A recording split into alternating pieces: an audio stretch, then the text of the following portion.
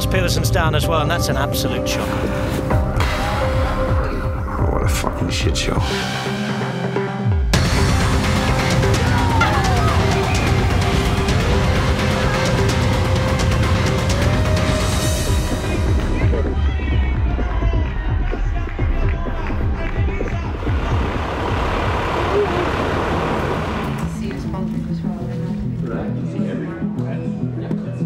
Just impressive, not only on the wins, but also, you know, how you keep pushing the team, bringing the guys to the next level.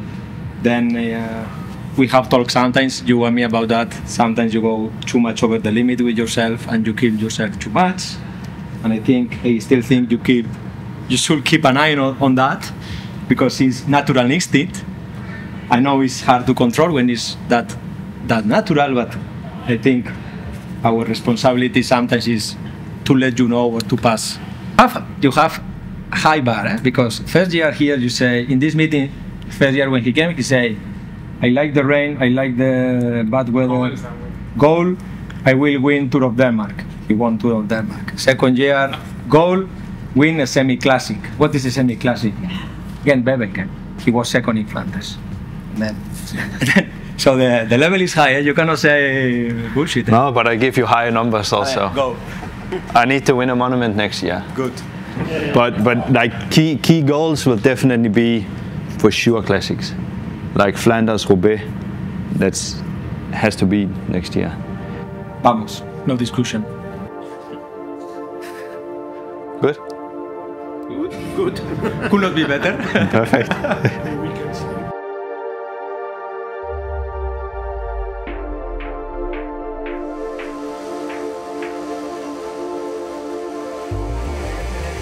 I think that's important as a leader, that you have to get everyone on the same page, and if just one guy is thinking different, then it can destroy like the let's say the bond of the group and how everyone is fighting for the same result. And it also comes down to, even if the bus driver, he's pissed with something, and I'm more than okay to be the person to say, guys, get your fucking shit together. My idea for success for 2024 starts with a really base idea, and is the one to be healthy and to go into races being 100% healthy, and maybe to lose a race because somebody was stronger than me, and not because I was maybe at my not at my 100%, but at my 80%, and still there trying to find my way for the victory, but knowing that I'm not completely at my full potential. So this is the first thing I would wish for 2024. Then we just take it easy, 30 more seconds. We want to win monuments, we want to be in the podiums of the Grand Tours, we want to win GCs in one stage racing, but especially we want to be aggressive and fight for the goals. But I would like to swap a few of the results, like secondary results, for this big win. I think it's time to win a monument. So that's definitely what I would actually give everything else away just to have that one win.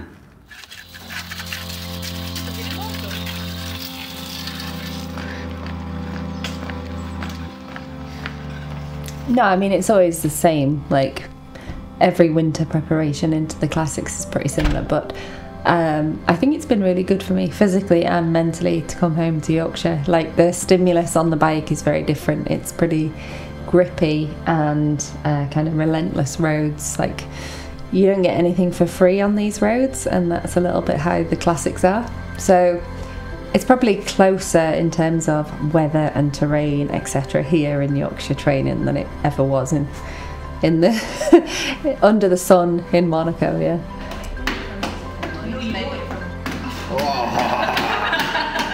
We've had the numbers in the finals. Shirin did a brilliant opening weekend as well.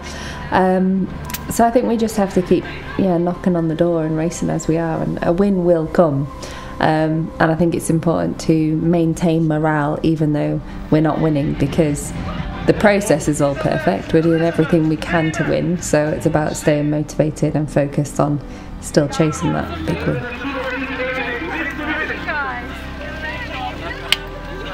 I mean, I ride for Lidl-Trek for a reason. They're one of the strongest teams in the world, and I specifically choose to ride with the women that I race with because being in the same team as Elisa Longo-Borghini, as Ellen van Dijk, as Amanda Spratt, as Shirin, means that I will have the opportunities to go in a breakaway. It doesn't matter if I'm being watched. If they've already had to follow 4 or 5 of the best riders in the world, then it gives me the chance to be the one that they can't follow anymore. So I ride for Lidl for a reason. Hello.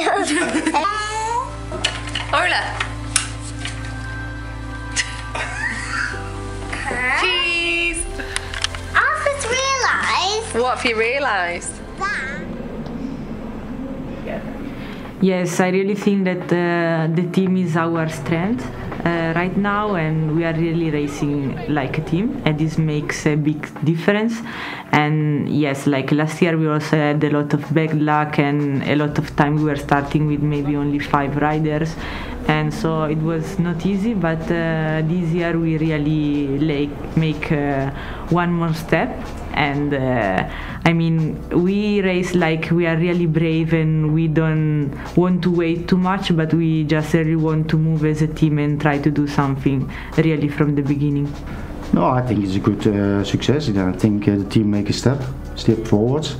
For me it's important, and for the team it's important that we saw a team, and that the team makes a step as a team. And then results are coming, what you saw. But don't take it as a bad way that I'm calculated and I want to do this and that and so on. But I just want everyone to be a part of this, so everyone, they're enjoying it, because the more relaxed the whole team and the easier the team can be behind the scenes, the better it is. Both Mess and I, we have been talking a lot about that. We were hoping to be both at a good level in the same season, and I think this classic season was kind of the case. And then everyone else behind was also at their maybe best level. I think at the same time it came when with the pressure of Lidl being on board and the high expectations. Of course, it's always nice to meet up to those expectations. But I think individually, everyone had that pressure already on themselves to be up there and to be one of the best teams. And everybody, it's the beginning of that week again. The biggest week of bike racing in Flanders. It's Gent-Wevelgem in Flanders fields as we build up to the big one next Sunday, the Ronde van Vlaanderen. Lidl-Trek once again take control. It's Turns who does it. It's 86th edition of Gent-Wevelgem in Flanders fields. Lidl-Trek as a team leading us onto it. And this has already been a highly aggressive race as we wait to see if anybody's going to go here. Of the crowd screaming his name left and right. It's all for Pedersen, it's all for Van der Poel. Those two at the front and building their gap. 500 turns to 400. We wait for the moment. He's about to pounce. Pedersen knows it as well. 300 now from the line as they approach. It is Mats Pedersen himself who launches it. Pedersen is going to go from a distance here. Now he comes and tries. Van der Poel fighting on the right. There he goes. Mathieu Van der Poel, but it's Pedersen still there. Van der Poel is out of gas, and take a look at that. Mats Pedersen outlasts Mathieu Van der Poel. A second win in 4 years for him, and Lidl-Trek have proven that the world champion can be beaten.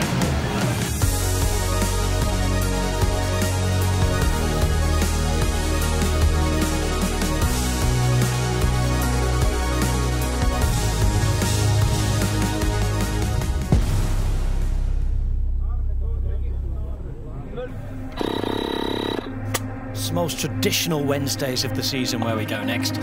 The build-up to the Ronde continues, and we will once again check the pulse on everybody.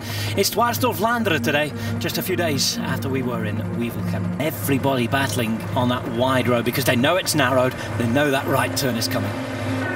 Now we're over the top, Lidl-Trek putting the pressure on again.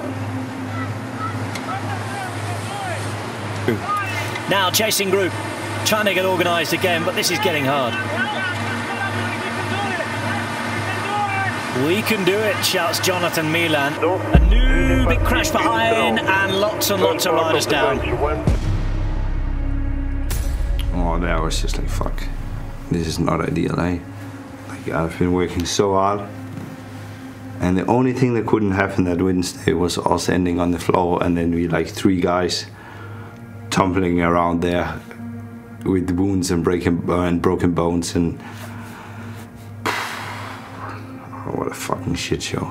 It was a shit day indeed. Yeah, I never missed Flanders. I never missed a Roubaix, and I didn't think I would ever until I hit the ground there, and I realized quite quick that it was over. That even I mean, although I didn't even realize immediately that it was a broken collarbone, just the pain I had the first minute after the crash, I knew Flanders was not going to be an option. It was really not ideal, and of course first thing is like, okay, I'm happy that I didn't break anything. I'm super sad for my teammates and also competitors who went down. And then the body starts to react. You know, I gained a lot of weight. The liquid, the wounds was hurting. The sleeves was not nice. And then from now on, it's just pure damage control. Hope for the best. So even after my crash Wednesday, I'm there tomorrow also.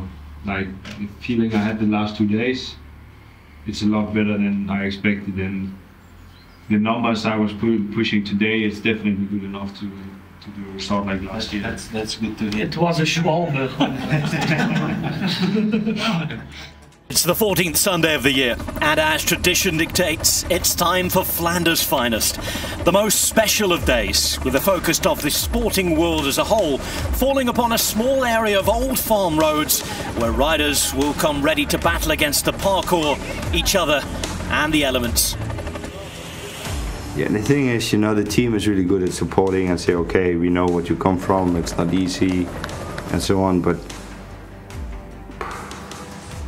of course there's pressure. I'm hired to try to win these races, and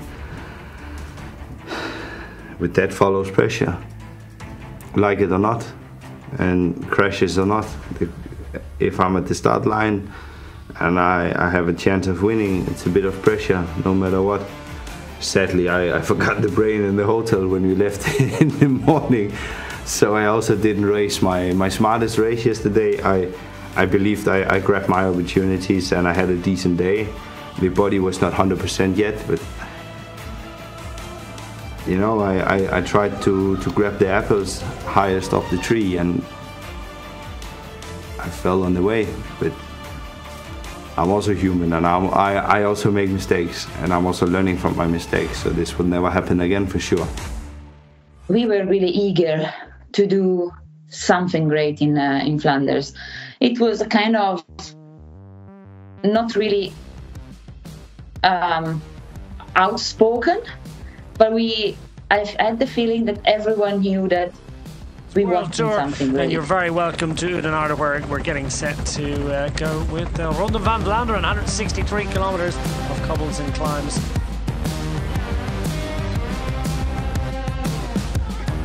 Crashes early on, claiming a couple of the pre-event favourites. So you want an emotional confession? Nah, don't be emotional. I'm still in shock. I think I'm just gutted. I'll be even more gutted later. We're all good. Things started to get a bit tasty and problematic for others. Longaborghini, and eventually, so too did Shireen van Anrooy. His Lidl-Trek teammate, Elisa Longaborghini, racing across, making it a 3-rider group up front. Yeah, my opinion was Elisa was the best and the strongest rider in the race.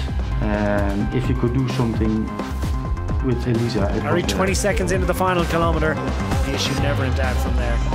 Van Anrooy let it out, Borghini delivered.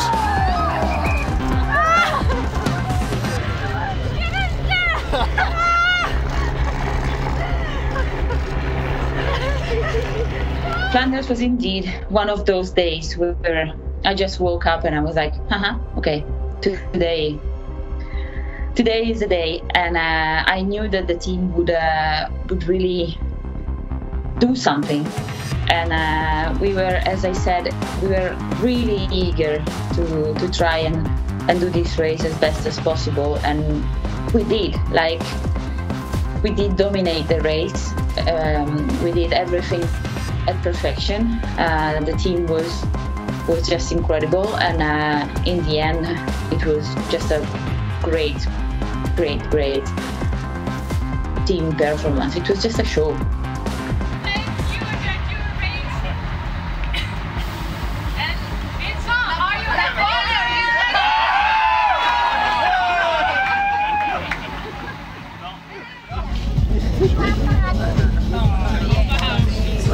Fast forward to next Sunday. I think I know what would make you really happy on Sunday. Finishing fourth. Sure, yeah, I mean, yeah. Yeah, why not? Bullshit. No, I come to win. That's the only thing. Like, the shape is good. I still have the same good people around me. They will make me 100% ready for Sunday. I will keep my brain in my head for the race, and I will be on the start line to win the race. Here's the Hell of the North is still just as hard to tame. Welcome to Paris-Roubaix. This year, again, for the 121st edition, it's difficult to predict who will take this monument. But it's also a race that you never know what can happen, so I just think that we are ready to fight, and then we will see a Cobbled setter after a Cobbled setter. But I just think that if we will race as a team, as we for sure will do, it's going to be a great race. At the end of this crucial sector, Mathieu van der Poel makes a smooth acceleration. It's a moment chosen by Gianni Vermeersch, Stefan Kung and Niels Pollitt to accelerate. Vermeersch and Philipsen jump on any attack. Result, Van der Poel takes more than a minute and a half, justly accompanied by Balsamo and Marianne Vos. The three chasers soon join the two Dutch leaders, and the quintet enters the fabled Carrefour de l'Arbre together, the last big sector of the race and the fourth from the finish.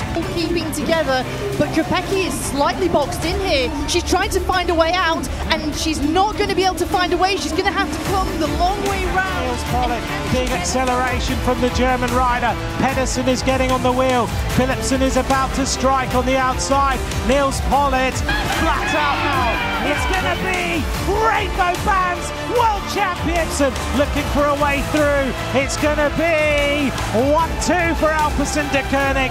Pedersen in third place.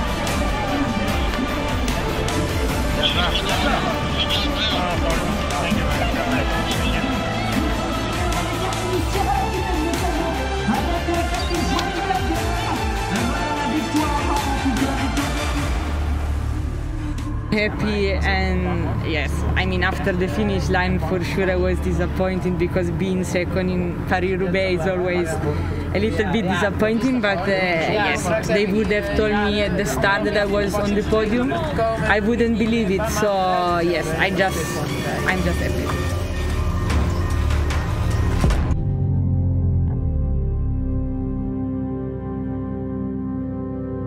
I'm super excited to go to the Giro, and I'm happy I took the time to recover.